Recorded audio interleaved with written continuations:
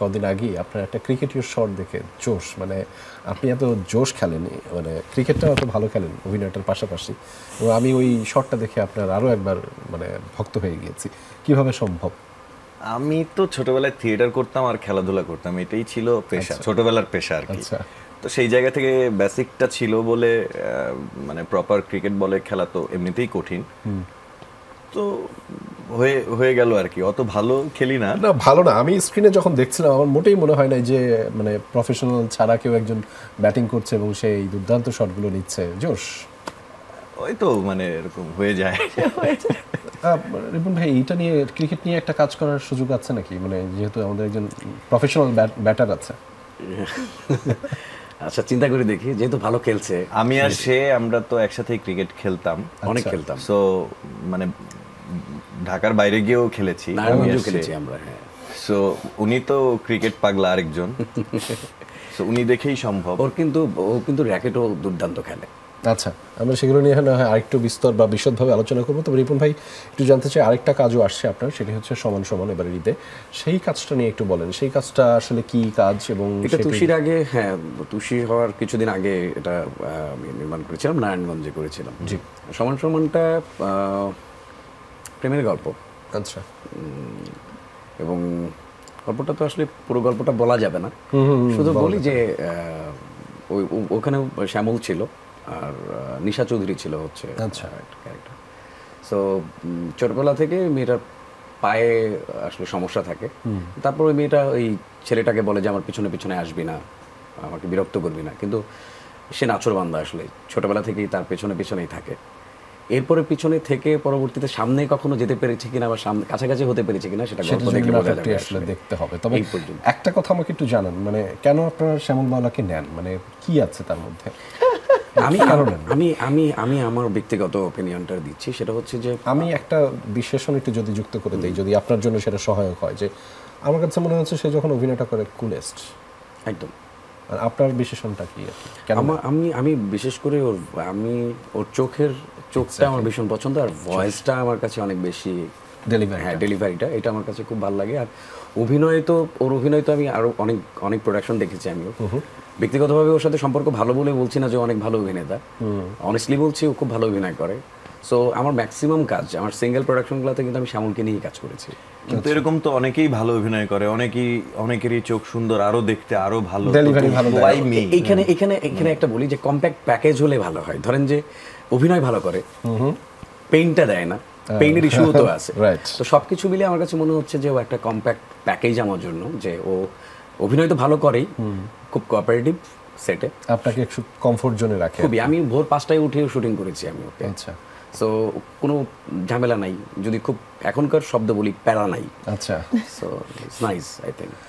একটু ছোট করে শ্যামলের জন্য যদি বলতেন, কেন আসলে কো-আর্টিস্ট হিসেবে শ্যামল একটু আলাদা? কেননা হচ্ছে যে আমি বিভিন্ন সময় তার বিভিন্ন কাজ দেখছি, তার ডেলিভারিটা একটু ভালো, একটু অন্যরকম, এবং ঠান্ডা, কোনো জড়তা নাই, মানে একটা স্মুথনেস আছে, দেখে ভালো লাগে, চোখের শান্তি। আপনার কাছে কিরকম মনে হয়েছে দর্শক পয়েন্ট অফ ভিউ থেকে এবং কো-আর্টিস্ট হিসেবে? দর্শক পয়েন্ট অফ ভিউ থেকে তো আমার মনে সবাই মোটামুটি বলেই ফেলেছে যে ওটা বলার আর বাকি নেই, যে he is very good at what he does. But co-artist হিসেবে আমি বলবো যে আমরা অনেক বছর আগে থেকে অ্যাকচুয়ালি কাজ শুরু করেছি, তখন অনেক বছর আগে, মোর দেন 15 years হবে। সো তখন আমাদের কাজ খুব কম হয়েছে, অনেক বেশি কাজ হয়েছে তা না, বাট আমরা যে কয়টা প্রোডাকশন একসাথে করেছি সবগুলো দুর্দান্ত ভালো প্রোডাকশন। এবং ওকে যদি ব্যক্তিগতভাবে আমি বলতে চাই, he is a very good co-artist. মানে ও যেটা বলো যে খুবই কুল, সেটেও খুবই চিলড আউট, এবং acting it's all about action reaction. So একটা অ্যাকশন আমি ভালো পেলে অটোমেটিক্যালি আমার রিয়াকশনটাও বেটার হবে। সো যখন কো-আর্টিস্ট ইজ এ গুড অ্যাক্টর এবং কোঅপারেটিভ অ্যান্ড ফ্রেন্ডলি, যেটা আমরা আরামটা পাই দুজনের সাথে কাজ করে, সো অটোমেটিক্যালি আমার মনে হয় সেই জায়গায় কাজের জায়গাটাও অনেক সুস্থ থাকে, সুন্দর থাকে, এবং ডেলিভারিটা বা আউটকামটাও অনেকটা বেটার আসে। অ্যান্ড ওই যে আমি এই যে তার যে ইনসাইটসটা তিনি দিলেন এত সুন্দর করে গুছিয়ে, আমি সবটা ফেলে দিতে চাই শ্যামল, কেননা সে হচ্ছে যে ইনসাইটসটা দিল, কিন্তু দেওয়ার সাথে সাথে সে আসলে সেটে কম থাকে। আমি যেটা বারংবার বলি, সারিকাকে আমরা কেন এত কম পাই, এই আক্ষেপটা কি আপনারও আছে? অবশ্যই আছে। ও একটা মানে ম্যাজিকের মতো, ও সেটে থাকা মানে হচ্ছে কিছুক্ষণ ওই ম্যাজিকটা চলতে থাকে, প্যাক আপ, ম্যাজিক শেষ, সারিকা নাই, ম্যাজিক শেষ, এরকম একটা বিষয় ছিল ওর সাথে। লাভ ইন ঢাকা প্রথম লাভ ইন ঢাকায় প্রথম ঢাকায় স্ক্রিন মনে হয়। শেয়ারিং হয়েছে, কিন্তু তার আগে থেকে আমাদের পরিচয় বা পরিচয় বা দেখা কাজ লাভ লাভ ইন ঢাকা ঢাকা রবিউল রবির একটা কাজ ছিল যেটা ওয়াজ এই কাজটাতে ওকে আমি প্রথম ওর এনার্জি দেখে, ওর মানে পজিটিভ এনার্জি অবশ্যই, আর তারপর আরো অনেক কিছু ছিল, সবকিছু মিলিয়ে পুরো ম্যাজিকটা দেখিয়ে ও 3 দিনের মধ্যে ডিরেক্টর বলছে শেষ, গল্প শেষ। মানে সারিকা চলে গেল, শেষ, মানে 5টা গল্প, ওখানে সারিকার সাথে একটা গল্প, সো মাত্র 3 নম্বর গল্প শেষ হলো, আরো 2টা গল্প বাকি ছিল। তো সেই জায়গায় ম্যাজিকের মতো আসলো, ম্যাজিকের মতো 3 দিন শুটিং করে ও চলে গেল। কাজের সংখ্যাটা কি বাড়ানো উচিত তার? অবশ্যই বাড়ানো উচিত, কারণ ওর মতো মানে আমি এরকম ডেডিকেটেড আর্টিস্ট আমি খুব রেয়ার বলবো, এরকম জোর দিয়ে বা এরকম সিরিয়াস থেকে প্যাশনটা নিয়ে কাজ করে। আসলেই মানে এটা আছে, নাই বলছি না, আছে, কিন্তু খুব কম।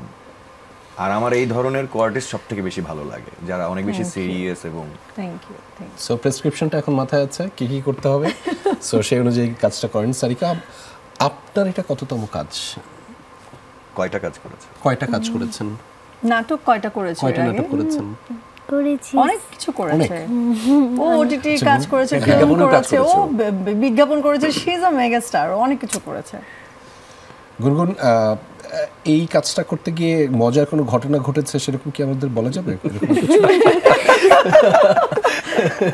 আমরা বলবো, আমরা নাম বলবো না। হ্যাঁ, আমাদের এখানে 4 জনের মধ্যে আপনিও হতে পারেন, আমরা আমাদের এখানে 4 জনের মধ্যে কেউ একজন আছে যে আমাদের যদি খিদা পায় আমরা তখন শর্ট দেই না, এবং আমরা অনেক কান্নাকাটি শুরু করে দিই। আমরা বলিও না আমাদের খিদা পেয়েছে, আমরা যে খাবো সেটাও বলি না। আমাদের যখন খাওয়া অফার করা হয় তখন আমরা বলি আমরা খাবো না, খাওয়ার সময় আমরা খাবো না, কিন্তু খিদা পেলে আমরা কান্না শুরু করে দিই এবং তখন আমরা কোনো শর্ট দেই না। এটা কে? এটা কে? গুনগুন। গুনগুন এটা কে? কে? আমি